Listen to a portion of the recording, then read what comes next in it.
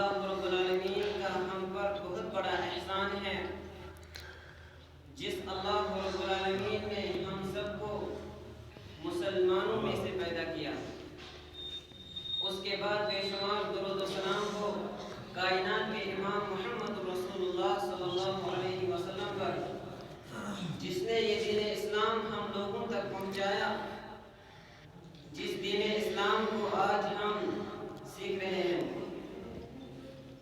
اللہ رب العالمین نے مسلمانوں پر بہت بڑا احسان کیا ہے، اور اس احسان کو اللہ تعالیٰ نے اپنے قرآن مجید میں بیان کرنا ہے اور مسلمانوں کو ان کی نعمت یاد دلائی۔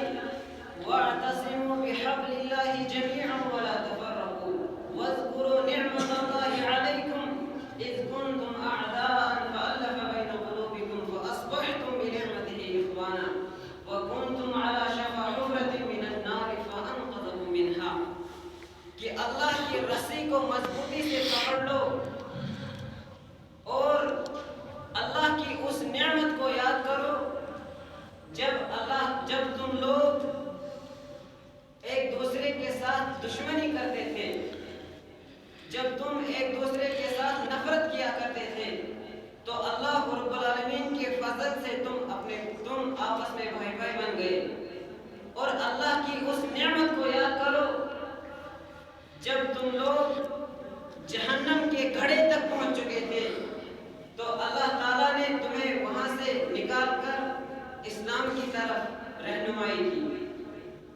یہ اللہ رب العالمین کا ہم پر بہت بڑا احسان ہے کہ اس نے ہمیں قرآن مجید میں اس نعمت کو یاد دلایا۔ اور اس آیت کریمہ کا پس منظر یہ ہے کہ اسلام سے پہلے عرب کے لوگ ایک دوسرے سے جنگ کیا کرتے تھے، ایک دوسرے کے ساتھ نفرت کیا کرتے تھے۔ کسی قبیلے کا اگر کوئی ایک آدمی مارا جاتا تو بدلے میں 10 لوگ بے گناہ مارے جاتے۔ ایک دوسرے سے وہ نفرت کیا کرتے تھے، دشمنی کیا کرتے تھے۔ تو جب اسلام آیا تو اسلام نے ان چیزوں کو ختم کر دیا۔ اسلام نے نفرت کو تبدیل کر کے محبت میں بدل دیا۔ اسلام نے لوگ جو آپس میں دشمنی کیا کرتے تھے، تو اسلام آنے کے بعد لوگ آپس میں محبت کرنے لگے۔ یہ اللہ کا بہت بڑا احسان ہے۔ رسول کائنات صلی اللہ علیہ وسلم کا ارشاد ہے، لا تدخلوا الجنة حتى تؤمنوا ولا تؤمنوا حتى تحابوا أو لا أدلكم على شيء إذا فعلتم تحاببتم أفشوا السلام بينكم۔ کائنات کے رسول صلی اللہ علیہ وسلم نے فرمایا کہ تم لوگ تب تک جنت میں داخل نہیں ہو سکتے یہاں تک کہ ایمان لے آؤ، اور تم تب تک ایمان والے بھی نہیں بن سکتے جب تک نہ تم آپس میں محبت کرو گے۔ تو اللہ کے رسول صلی اللہ علیہ وسلم نے فرمایا، کیا میں تمہیں وہ چیز نہ بتاؤں جس کے کرنے سے تم آپس میں محبت کرنا شروع کر دو گے؟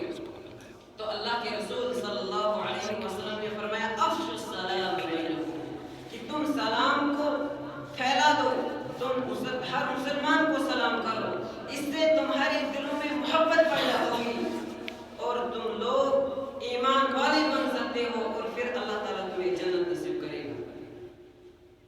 ابو ہریرہ رضی اللہ تعالیٰ عنہ بیان کرتے ہیں کہ رسول کائنات صلی اللہ علیہ وسلم نے فرمایا کہ 3 خصلتیں ایسی ہیں کہ اگر کسی انسان کے اندر وہ 3 خصلتیں آ جائیں تو سمجھ لو کہ اس انسان نے ایمان کی مٹھاس پا لی۔ پہلی خصلت بتائی کہ سب سے زیادہ محبت اللہ اور اس کے رسول صلی اللہ علیہ وسلم سے کرو، اور دوسری خصلت بتائی کہ اگر تم کسی سے محبت کرو تو صرف اللہ کی رضا کے لیے کرو، اور تیسری خصلت بتائی کہ اگر کوئی شخص کفر و شرک سے باہر نکلا ہو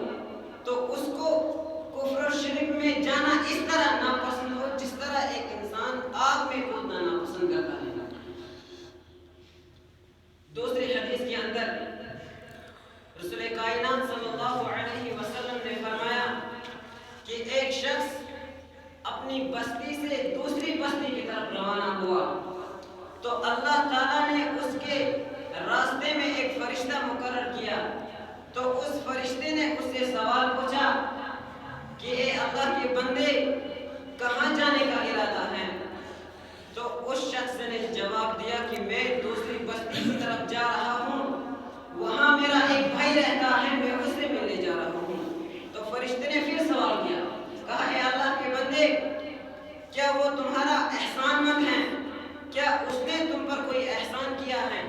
تو جواب میں اس شخص نے کہا نہیں، اس نے مجھ پر کوئی احسان نہیں کیا ہے، بلکہ میں صرف اللہ کی رضا کے لیے وہاں جا رہا ہوں۔ میں صرف اس لیے جا رہا ہوں تاکہ اللہ مجھ پر راضی ہو جائے، اللہ مجھ سے راضی ہو جائے، صرف اس وجہ سے میں وہاں جا رہا ہوں۔ تو اس فرشتے نے جواب میں کہا کہ اے اللہ کے بندے جس طرح تو اپنے بھائی سے اللہ کی رضا کے لیے محبت کرتا ہے تو سمجھ لو اللہ تعالیٰ نے تجھ سے محبت کر لی۔ اللہ تعالیٰ نے قرآن مجید کے اندر بیان فرمایا قل ان کنتم تحبون اللہ فاتبعونی یحببکم اللہ، کہہ دیجئے یا رسول اللہ صلی اللہ علیہ وسلم، اللہ کے رسول صلی اللہ علیہ وسلم نے اللہ تعالیٰ نے رسول کائنات صلی اللہ علیہ وسلم سے کہا کہ کہہ دیجئے یا رسول اللہ کہ اگر تم اللہ سے محبت رکھتے ہو تو میری پیروی اختیار کرو، اللہ تمہاری مغفرت کرے گا اور اللہ تمہارے گناہوں کو بخش دے گا۔ پھر اللہ نے فرمایا کہہ دیجئے یا رسول اللہ صلی اللہ علیہ وسلم اگر پھر وہ لوگ تمہاری اس دعوت کو قبول نہ کرے تو حقیقت میں ایسا ممکن نہیں ہو سکتا کہ اللہ ایسے لوگوں سے محبت کرے جو اللہ اور اس کے رسول سے جو اللہ کے رسول سے محبت نہ کرتے۔ اللہ تعالیٰ سے دعا ہے پروردگار ہمیں رسول کائنات صلی اللہ علیہ وسلم کی توفیق، رسول کائنات صلی اللہ علیہ وسلم کی اطاعت کرنے کی توفیق عطا فرما۔ وآخر دعوانا ان الحمد للہ رب العالمین، والسلام علیکم ورحمۃ اللہ۔ جزاک اللہ۔ زندگی کچھ اور شے ہے، علم ہے کچھ اور شے۔ زندگی سوز جگر ہے، علم ہے سوز دماغ۔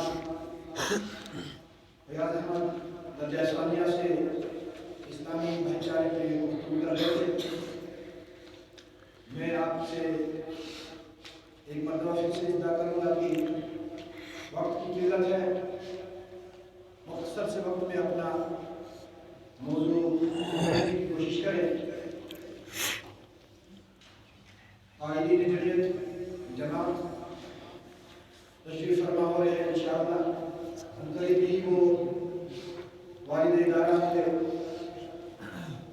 تشریف فرما ہو جائیں گے انشاءاللہ۔ میں ہر ایک سے استدعا کروں گا کہ مسجد شریف میں تشریف فرما ہو جائے، بلا وجہ بلا ضرورت باہر نہ رہے، بلکہ مسجد میں تشریف فرما ہو۔ اس کے بعد میں دوسرے طالب علم شبیر احمد چوکان کو مدعو کرتا ہوں، درجہ ثانیہ سے ہے، اور آپ یہ دھیان میں رکھیں کہ ابتدائی مرحلے کے طلباء ہیں یہ، جن کا موضوع ہے سچ کے فوائد اور جھوٹ کے نقصانات۔ شبیر احمد چوکان۔ السلام علیکم ورحمۃ اللہ وبرکاتہ۔ الحمد للہ رب العالمین، والصلاة والسلام علی اشرف الانبیاء والمرسلین وعلی آلہ اصحابہ اجمعین، اما بعد۔ قال اللہ تعالی فی القرآن المجید والفرقان الحمید، بعد اعوذ باللہ من الشیطان الرجیم، بسم اللہ الرحمن الرحیم۔ یا ایھا الذین آمنوا اتقوا اللہ وقولوا قولا سدیدا یصلح لکم اعمالکم ویغفر لکم ذنوبکم ومن یطع اللہ ورسولہ فقد فاز فوزا عظیما۔ اللہ رب العالمین کا بہت بڑا احسان و کرم ہے، جس اللہ رب العالمین نے ہمیں آج پھر سے 2 سال کے بعد سالانہ انجمن بنانے کی توفیق دی۔ اس کے بعد لا انتہا درود کی بارش ہو جناب محمد رسول اللہ صلی اللہ علیہ وسلم پر، جنہوں نے یہ دین اسلام ہم تک پہنچایا، جس دین اسلام کو آج ہم سیکھ رہے ہیں۔ معزز سامعین، آج اس انجمن مبارک میں میری تقریر کا عنوان ہے سچ کے فوائد اور جھوٹ کے نقصانات۔ میں نے آپ حضرات کے سامنے سورۃ الاحزاب کی آیت نمبر 80 تلاوت کی، جس میں اللہ رب العالمین کا ارشاد ہے، یا ایھا الذین آمنوا اتقوا اللہ وقولوا قولا سدیدا، اے ایمان والو اللہ تعالیٰ سے ڈرو اور بات صاف سیدھی کیا کرو، یصلح لکم اعمالکم ویغفر لکم ذنوبکم، اس سے اللہ رب العالمین تمہارے اعمال کو درست کر دے گا اور تمہارے گناہ بھی معاف کر دے گا۔ وَمَن يُطِعِ اللَّهَ وَرَسُولَهُ فَقَدْ فَازَ فَوْزًا عَظِيمًا، اور جو شخص اللہ اور اس کے رسول صلی اللہ علیہ وسلم کی فرمانبرداری کرتا رہے، اس نے یقیناً بڑی کامیابی حاصل کر لی۔ صاف سیدھی گفتگو سے مراد وہ گفتگو ہے جس میں جھوٹ ہیر پھیر نہ ہو، وہ سچ پر مشتمل ہو۔ اس حکم کے بعد اللہ رب العالمین نے اس کے 2 فائدے بتائے ہیں۔ پہلا فائدہ، جب تم اللہ رب العالمین سے ڈرو گے اور صاف سیدھی بات کیا کرو گے اور جھوٹ نہیں بولو گے تو اللہ رب العالمین تمہارے اعمال کو درست کر دے گا، اور دوسرا یہ کہ تمہارے گناہ بھی معاف فرما دے گا۔ لہذا ہر مسلمان کو چاہیے کہ وہ جھوٹ سے پرہیز کرے اور صاف سیدھی بات کرنی چاہیے۔ تو اللہ رب العالمین کا ارشاد ہے، یا ایھا الذین آمنوا اتقوا اللہ کونوا مع الصادقین، سورۃ توبہ آیت نمبر 119۔ اے ایمان والو اللہ تعالیٰ سے ڈرو اور سچ بولنے والوں میں سے ہو جاؤ۔ جو لوگ سچ بولتے ہیں، جو لوگ صاف سیدھی بات کیا کرتے ہیں، ان میں سے ہو جاؤ تاکہ تمہیں بھی فائدہ ہو، تاکہ اللہ رب العالمین تمہارے اعمال کو بھی درست کرے، تمہارے گناہ بھی معاف فرما دے۔ معزز سامعین، حضرت عبداللہ بن عامر رضی اللہ تعالیٰ عنہ روایت کرتے ہیں کہ نبی کریم صلی اللہ علیہ وسلم ہمارے گھر تشریف فرما رہے تھے، تو اسی دوران میری امی نے مجھے بلایا اور کہا کہ میں تمہیں کچھ دوں گی۔ تو آپ صلی اللہ علیہ وسلم نے پوچھا، تم نے کیا چیز دینے کا ارادہ رکھا تھا؟ تو اس نے کہا، میں نے ایک کھجور دینے کا ارادہ رکھتی تھی۔ تو آپ صلی اللہ علیہ وسلم نے ارشاد فرمایا، اما انک لو لم تعطیہ شیئا کتب علیک کذبۃ، خبردار اگر تم نے اسے کچھ نہ دیا ہوتا تو تمہارے اعمال کے وہاں جھوٹ لکھا جاتا۔ اس لیے ہم سب کو چاہیے کہ ہمیں جھوٹ سے پرہیز کرنا چاہیے اور سچ پر مشتمل ہونا چاہیے۔ جائز ہے جھوٹ کب جائز ہے؟ تو رسول اکرم صلی اللہ علیہ وسلم نے یوں بیان فرمائی، لا یحل الکذب الا فی ثلاثہ، صرف 3 موقع پر ہی جھوٹ بولنا جائز ہے۔ پہلا فرمایا، یحدث الرجل امرأته لیرضیہا، کہ آدمی کو اپنی بیوی کو راضی کرنے کے لیے جھوٹ بولنا۔ دوسرا فرمایا، والکذب